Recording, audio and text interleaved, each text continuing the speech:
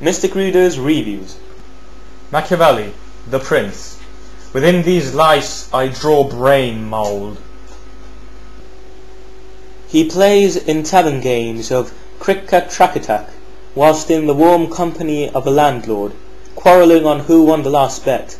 He helps rough lumberjacks to cut trees to round off their debts, and he chats in the streets with some passers-by. He spends a few hours on his books and recalls his past loves, and then nighty-night.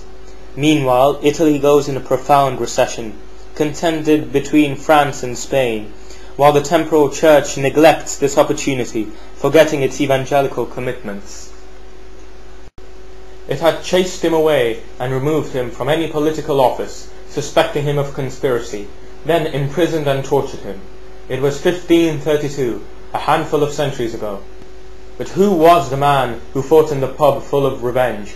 Who was he, forced to a forced exile in his farm in Percusina of St. Andrew, after the restoration of the system of doctors? He led a humble existence, degraded, and could yet share a fervour cultivating inquenchable culture.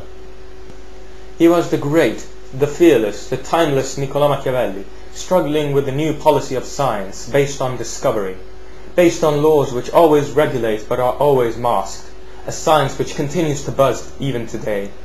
In the drafting of that masterpiece that is The Prince, by himself described as brochure, popes are in it, as well as princes, mercenaries, and foreign powers. In that Italy, slave of the Jews, without head, without order, beaten, stripped, tearful, stricken, he outlines his brave theories. In those events, referring to specific acts, and known remote past and recent history, through punctual and objective analysis and exalted and outlines the true subject of his studies, the natural protagonist of all its analysis and comparisons, the policy. In the accurate introduction of Nino Borsellino, which is found in a complete edition of The Prince, in the States, it has been said that Machiavelli puts out the laws of politics, but the art of politics can be learned by evaluating the circumstances, measuring yourself with the difficulties of conquest, domination, and government.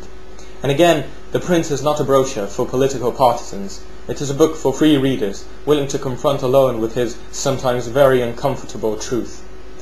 And what shall be said on the great Nicholas? On page 26 we read, "The men must either cherish or shut down so as to forgive or avenge light offences. The heavy ones cannot be forgiven." Words which are still valid nowadays and will probably still be valid for a long time to come.